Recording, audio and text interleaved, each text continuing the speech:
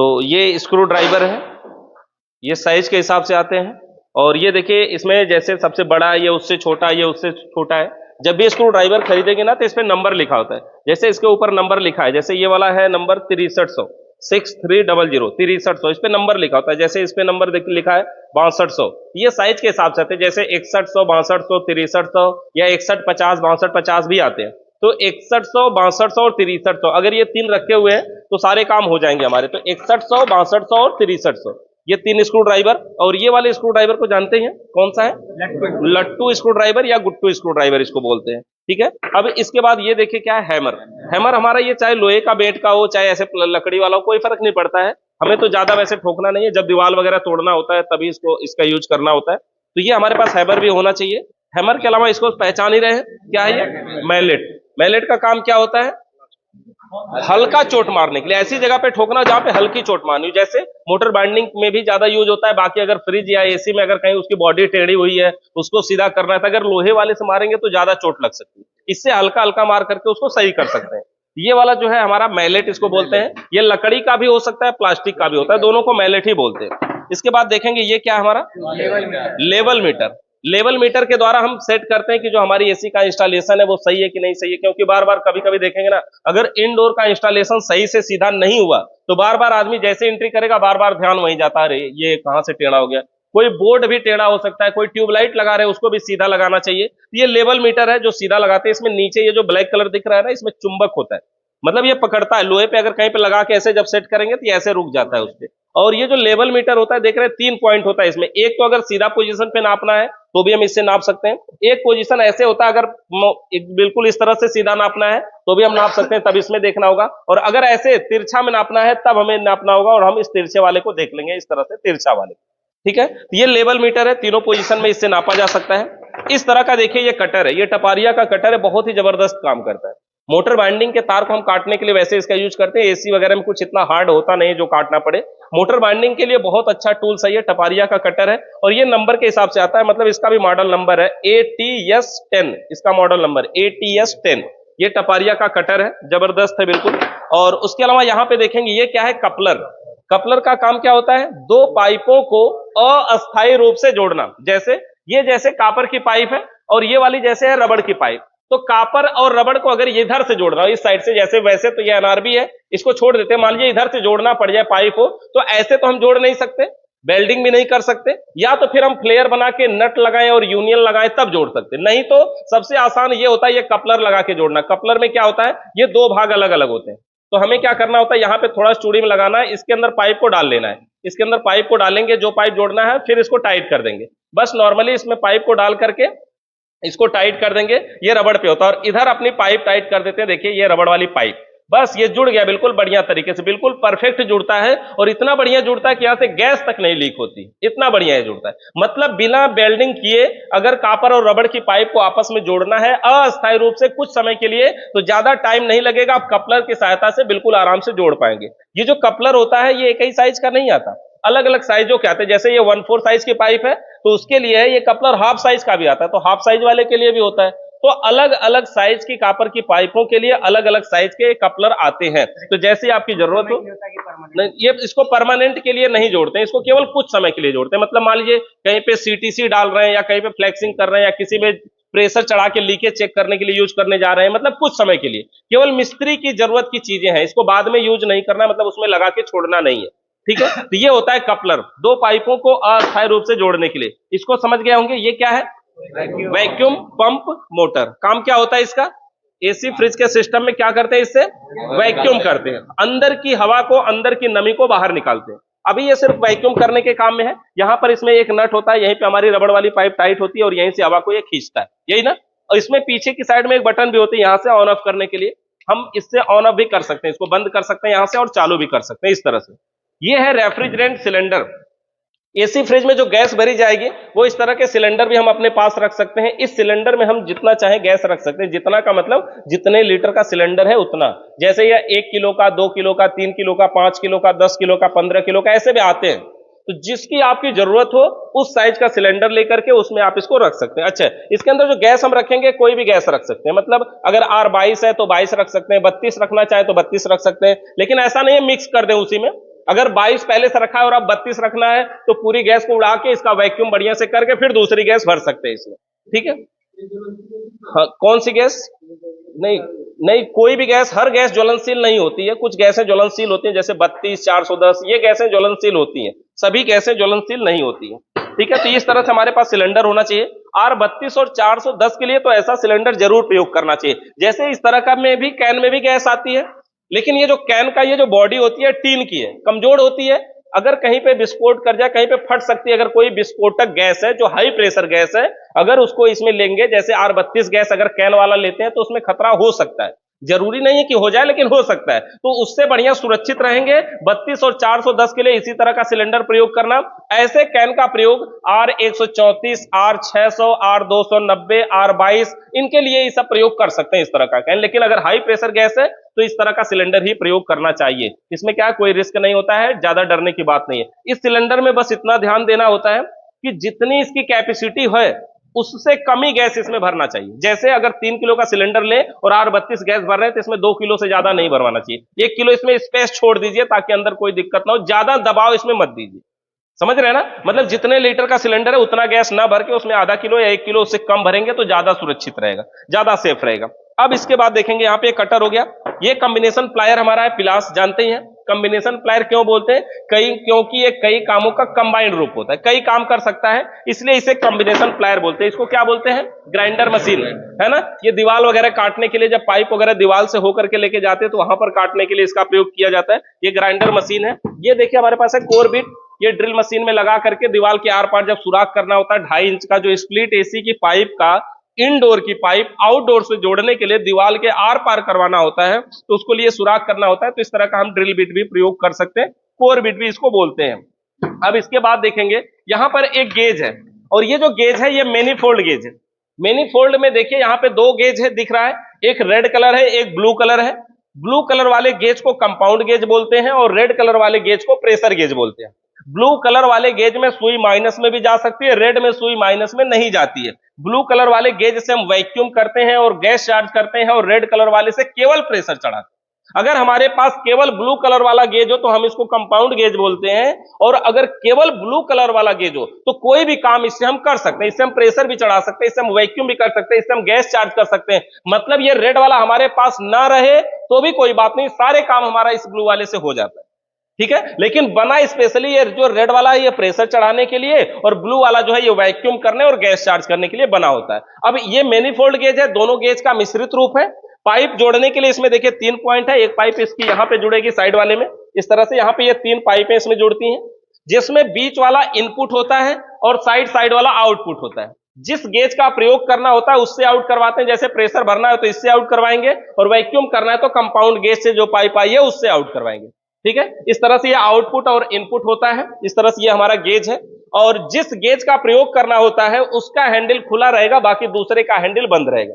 एक समय में एक ही गेज का हम प्रयोग करेंगे, एक गेज का हैंडल खुला रहेगा और दूसरे का बंद रहेगा, जिसका प्रयोग करेंगे उसका खुला रहेगा। कौन सा गेज है ये? Manifold gauge. ये मैनीफोल्ड गेज, दोनों गेज का मिश्रित रूप होता है। अब यहां से आगे बढ़ते हैं, ये वाला जो प्लायर है इसको क्या बोलते हैं? नोज प्लायर, या तोता प्लायर के नाम से भी जानते हैं, है ना। सभी जगहों पे अलग अलग नामों से जानते हैं, नोज प्लायर होता है। यहां पे देखिए ये क्या है? Tube cutter. कापर की पाइप को काटने के लिए ट्यूब कटर का प्रयोग किया जाता है। जैसे यहाँ पे हम इसी एनआरबी में से थोड़ा सा काट के दिखाते हैं। पहले इसको हम ढीला करके खोल लेते हैं, खोल के निकाल लेते हैं इसमें से। जैसे ये ट्यूब कटर है, ट्यूब कटर में क्या होता है, ये हैंडल होता है, ऐसे पीछे ढीला करेंगे तो पीछे जाएगा, ऐसे टाइट करेंगे तो ये आगे जाएगा, इस तरह से आगे जा रहा है, ठीक है। और अगर ऐसे ढीला करेंगे तो ये पीछे जा रहा है। तो जिस पाइप को हमें काटना है, पाइप को इसमें रखना है और इस तरह से इसको लगा के ऐसे टाइट करना है। टाइट करने में ये ध्यान देना है कि ये कहीं ऐसा ना हो कि ज्यादा टाइट कर दें कि पाइप पिचक जाए।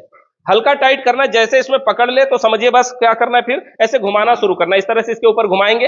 अब ज्यादा फ्री घूम रहा है तो थोड़ा सा टाइट कर लेंगे, फिर इसके ऊपर ऐसे घुमाएंगे, फिर थोड़ा सा टाइट कर लेंगे, फिर ऐसे घुमाएंगे। मतलब थोड़ा सा टाइट करेंगे और फिर घुमाएंगे। तो इसका जो मुंह है इसको देखेंगे बिल्कुल बढ़िया, बारीक, बिल्कुल गोल और मुलायम। कभी इसको आरी ब्लेड, हेक्सा ब्लेड से इतना मुलायम नहीं काट सकते जितना बढ़िया ये ट्यूब कटर काटता है। कारण है, बना ही उसी लिए है ये ट्यूब कटर काटने के लिए, है ना। तो इस तरह से किसी भी पाइप को ट्यूब कटर की सहायता से काटा जा सकता है।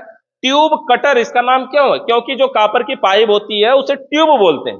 और ट्यूब को काटने वाले कटर को ट्यूब कटर बोलते हैं। तो ये ट्यूब कटर हो गया। ये जो ट्यूब कटर है इससे बड़ी साइज का भी आता है और इससे छोटी साइज का भी आता है। ये मीडियम साइज वाला है, इससे बड़ा भी आता है, इससे छोटा भी आता है। तो जहां पे छोटी जगह होती है वहां छोटे का प्रयोग करना होता है, जहां पे बड़ी जगह होती है वहां पे बड़ी का प्रयोग करना होता है। जैसे ये स्क्रू ड्राइवर में है, गुट्टू वाला स्क्रू ड्राइवर, छोटा स्क्रू ड्राइवर है, जहां पे इसकी जरूरत है वहां यही काम करेगा ना, जहां पे इसकी जरूरत है वहां कोई बड़ा स्क्रू ड्राइवर काम नहीं कर सकता। ये गुट्टू स्क्रू ड्राइवर भी होना ही चाहिए आपके पास। अब इसके अलावा देखेंगे ट्यूब कटर तो हो गया हमारा। ये हमारे पास है फ्लेयरिंग टूल, कॉपर की पाइप में फ्लेयर बनाने मतलब कॉलर बनाने के लिए। जैसे ये कॉपर की पाइप है, इसमें फ्लेयर बनाने के लिए फ्लेयरिंग टूल का प्रयोग करते हैं। और इसमें ये जो साइज है ना, ये अलग अलग साइज के सांचे बने होते हैं। जैसे इसमें बड़ा कट है, छोटा है, उससे छोटा, उससे छोटा, और जो भी साइज है उस पर लिखा है, उस पर नंबर 1/2 है ना। ये जैसे कि 5/16 है, उसके बाद ये 5/16, 1/4, 3/16, 3/8, 5/8, ये पाइपों के साइज है। तो जिस साइज की पाइप है उसमें वो लगाएंगे। जैसे ये 1/4 साइज है, 1/4 वाली, तो 1/4 वाली में ये लगेगी। इसको लगाने के बाद अगर इसमें फ्लेयर बनाना होगा तो ये फ्लेयर लगाएंगे। इसको ऐसे लगा करके थोड़ा सा ऐसे तिरछा कर देते हैं, क्योंकि इसका जो कट है वो देखेंगे एक में एक तरफ है, दूसरे में दूसरी तरफ है। ऐसे लगाना है कट को और ऐसे थोड़ा तिरछा करके फिर ऐसे ऐसे टाइट करना है। टाइट एक ही बार में नहीं करना है, ऐसे टाइट करना, थोड़ा सा टाइट कर लिया फिर बैक करके घुमा लेते हैं, फिर थोड़ा सा टाइट कर लिया फिर बैक करके घुमा लेते हैं और देख लेते हैं पाइप का क्या हाल है। अगर एक ही बार में टाइट कर देंगे तो पाइप के फटने का चांस होता है। जो कॉलर बना रहे हो कॉलर फट जाएगा, फिर काट के फिर दूसरा बनाना पड़ेगा, पाइप छोटी होने लगेगी, कई सारी दिक्कतें होती हैं। इसलिए क्या करना है, एक बार टाइट करना, फिर रुक करके घुमा के देख लेना, फिर टाइट करना, फिर घुमा के देख लेना, ऐसे करके। ये कौन सा टूल है? Flaring tool. इसके दो भाग होते हैं, जिसमें पाइप को लॉक किया जाता है, इसे क्या बोलते हैं? ब्लॉक। और जिससे फ्लेयर बनाते हैं उसको क्या बोलते हैं? योक। ब्लॉक और योक मिल करके फ्लेयरिंग टूल के नाम से जाने जाते हैं। देखिए ये जो है ये भी फ्लेयरिंग टूल ही है, ये भी फ्लेयरिंग टूल ही है। अब इस वाले फ्लेयरिंग टूल का देखिए ये योक है और ये ब्लॉक है और इसमें एक ही बना हुआ है। ये बहुत परफेक्ट है। इसमें क्या फायदा है, एक ही बना है लेकिन ये हर साइज की पाइप को एडजस्ट कर सकता है।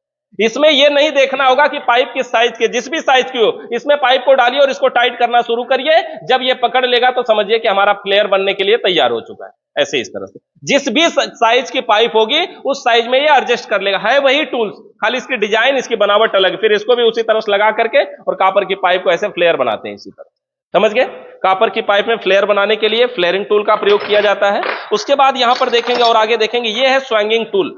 स्वैंगिंग टूल का मतलब एक ही साइज की अगर पाइप को काट दिया जाए और इस पाइप को वापस आपस में जोड़ना पड़े तो हम इसको जोड़ सकते हैं। क्या एक पाइप दूसरे के अंदर जाएगी? नहीं जाएगी। तो किसी एक के व्यास को बढ़ाना होगा। बढ़ाने के लिए क्या करेंगे? स्वैंगिंग टूल इसमें लगाएंगे और ऊपर हैमर की सहायता से इसको ठोकेंगे। एक बार ठोकेंगे, फिर निकाल के देख लेते हैं क्या हाल है, ठीक है, फिर निकाल के ऐसे ठोकते हैं, फिर निकाल के देख लेते हैं, फिर ठोकते हैं। जब ये पहला नोब के अलावा दूसरा भी चला जाए तो समझिए फ्लेयर बन चुका है।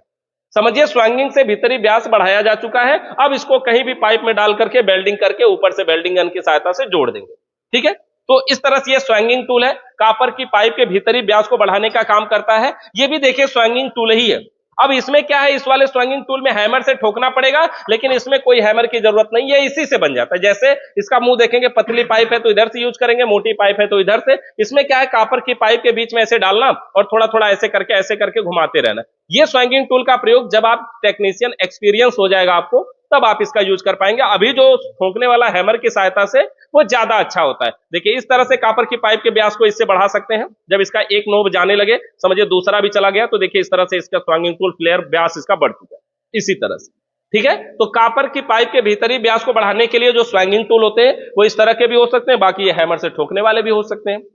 इसके बाद देखेंगे यहाँ पे, ये हमारे पास है कौन सा रिंच? एडजस्टेबल रिंच या स्लाइड रिंच इसको बोलते हैं। ये जो स्लाइड रिंच होता है हमारे पास दो साइज का होना चाहिए। कौन कौन नंबर का होना चाहिए?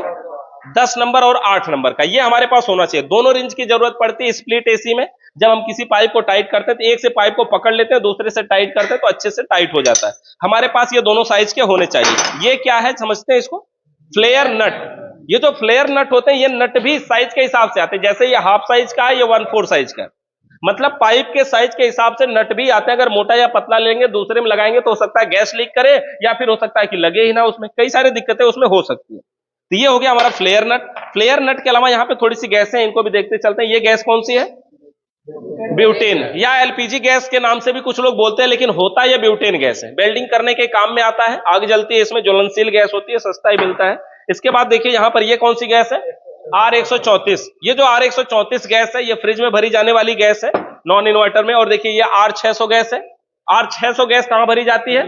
फ्रिज में ही, इन्वर्टर मॉडल में भरी जाती है। अब इसके बाद देखेंगे ये जो सिलेंडर के ऊपर वाल्व लगा है ना, इसको हम बोलते हैं कैन वाल्व। ये कैन है ना, जिसमें गैस है उसे कैन है, तो कैन के ऊपर लगने वाला वाल्व कैन वाल्व। जैसे ये बड़ा वाला जो सिलेंडर था, ये वाला सिलेंडर, इस सिलेंडर के ऊपर ये जो वाल्व लगा है इसे सिलेंडर वाल्व बोलते हैं। तो जो सिलेंडर पे लगा वो सिलेंडर वाल्व, जो कैन पे लगा वो कैन वाल्व। अब ये जो कैन वाल्व होते हैं ये दो तरीके के आते हैं।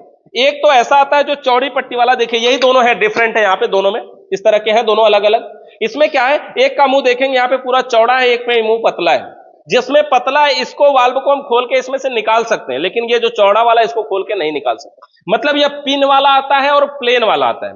तो जो पिन वाला है इसमें क्या है, जब हम हैंडल को टाइट करेंगे तब गैस निकलेगी, और जो प्लेन वाला है इसमें कब निकलेगा, जब हम ढीला करेंगे तब गैस निकलेगी। तो ये दोनों में डिफरेंट होता है ना, दो तरीके के आते हैं, दोनों वाल्व आपके पास होने चाहिए। उसके बाद देखेंगे यहां पर एडजस्टेबल के बाद ये हमारे पास टी रिंच है। टी रिंच ऐसा रख सकते हैं कि हैंडल अलग और गोटी अलग भी आता है।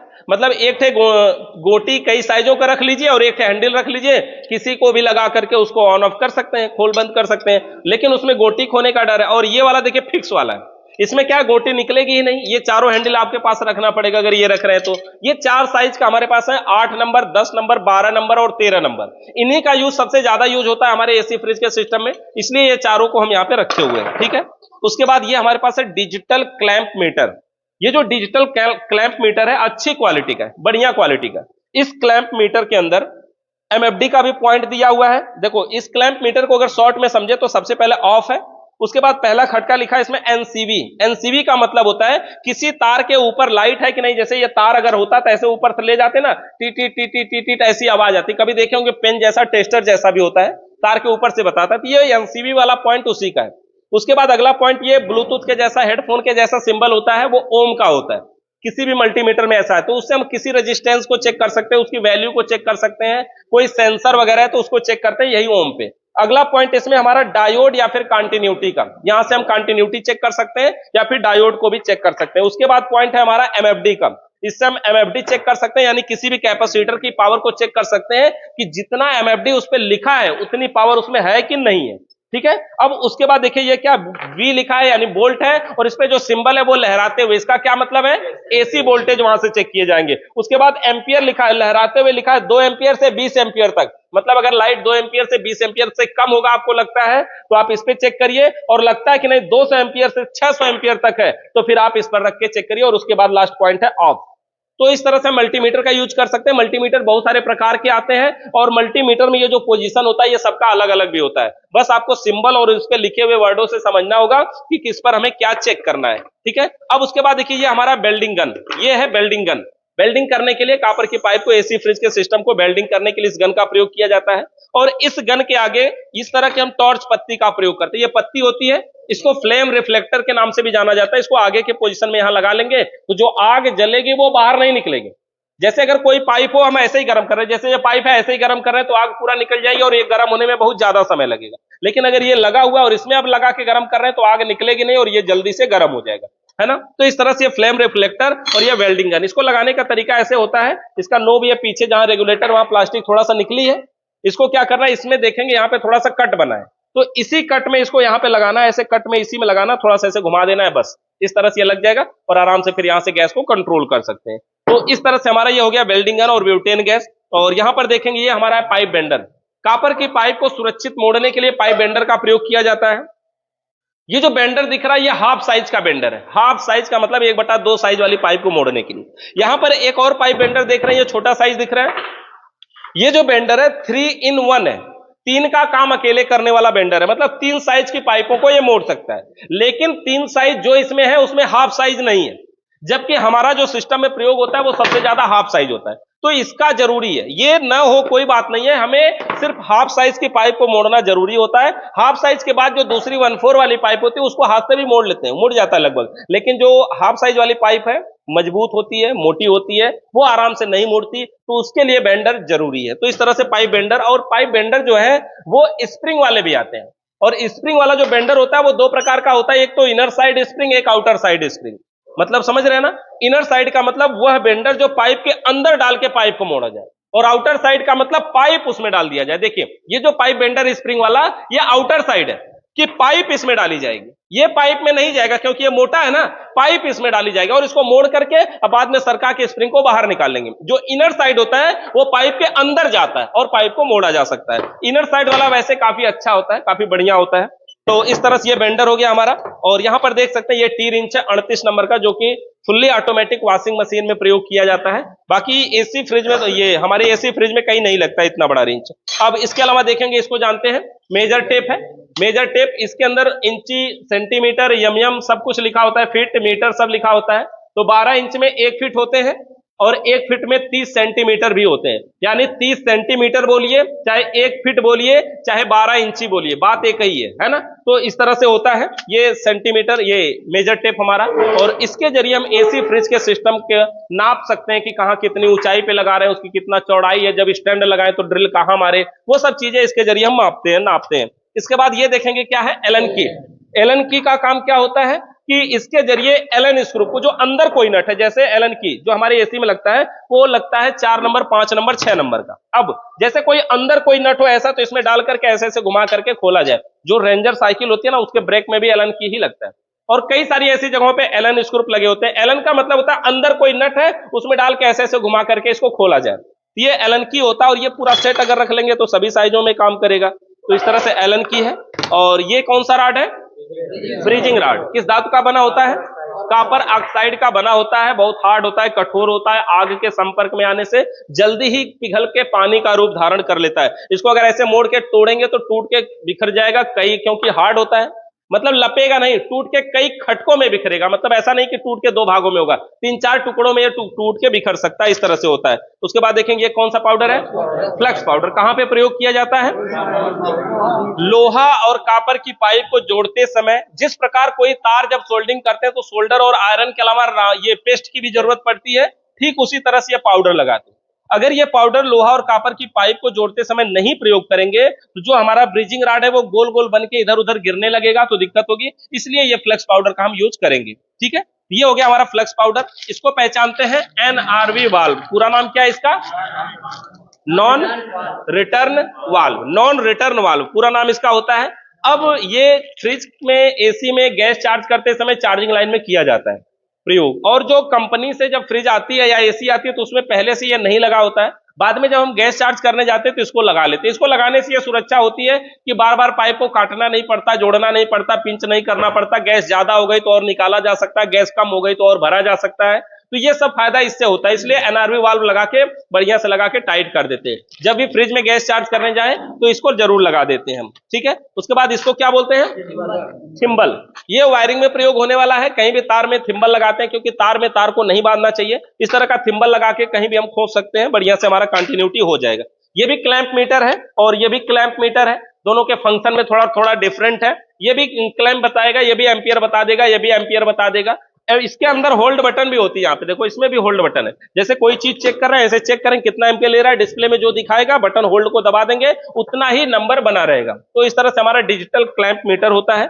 ये क्लैंप मीटर हो गया। इसके अलावा देखेंगे इसके अंदर भी हमारा ढेर सारा ये फ्लेयर नट ही है, वही है, अलग अलग साइजों के फ्लेयर नट है।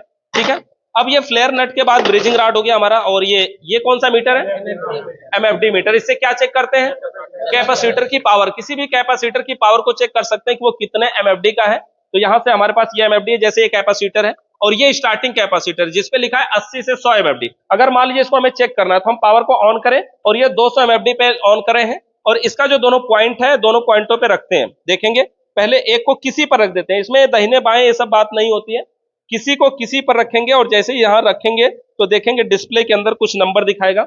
यहां पर देखिए कितना दिखा रहा है, 105 एमएफडी की पावर और लिखा कितना है 80 से 100 एमएफडी है ना। लेकिन इसमें लिखा होता है आगे ±5%। तो ±5% का मतलब थोड़ा बढ़ और घट सकता है, यानी जितना पावर इस पे लिखा है उससे अच्छा पावर ये दे रहा है ना। यानी ये कैपेसिटर अभी बहुत अच्छा है, बिल्कुल परफेक्ट है, बिल्कुल बढ़िया है। ये कैपेसिटर हो गया। ये गैस है हमारी, कौन सी गैस है ये, R290। डीफ्रीजर में अभी के टाइम में नई में कुछ डीफ्रीजरों के अंदर प्रयोग की जा रही है, R290 है।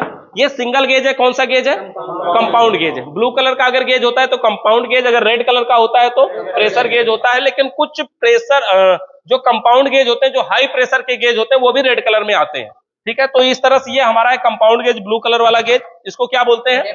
Tape plant tape. कहां पे प्रयोग किया जाता है? किसी भी चूड़ियों पे जहां पे लीकेज होने की संभावना हो, वहां पे चूड़ियों पे लगा के, नट लगा के बढ़िया से टाइट करते हैं, टेप प्लांट टेप या एनआरबी वाब। ये क्या है? ये स्क्रू ड्रिल मशीन बोल सकते हैं इसको, स्क्रू ड्राइवर है ये एक तरह का ड्रिल में, मतलब कोई भी स्क्रू को खोलने के लिए इलेक्ट्रिक भी आता है, चार्जेबल भी आता है, मतलब बैटरी वाला इसको चार्ज कर लीजिए, फिर जहां मन करे स्क्रू को खोलिए। वैसे ये इलेक्ट्रिक वाला है तो ज्यादा चलेगा, चार्जेबल है तो यूज नहीं होगा तो बैटरी खराब हो जाएगी उसकी। तो ये स्क्रू ड्राइवर है। और उसके बाद ये कंप्रेसर हमारा वर्कशॉप कंप्रेसर, फ्रिज से निकला हुआ कंप्रेसर है। डिस्चार्ज लाइन में जब एनआरबी लगा दिया जाता है तो इसको वर्कशॉप बोलने लगते हैं। ये वैक्यूम पंप है और ये ब्यूटेन गैस है। सारे पार्टों के नाम समझ चुके हैं।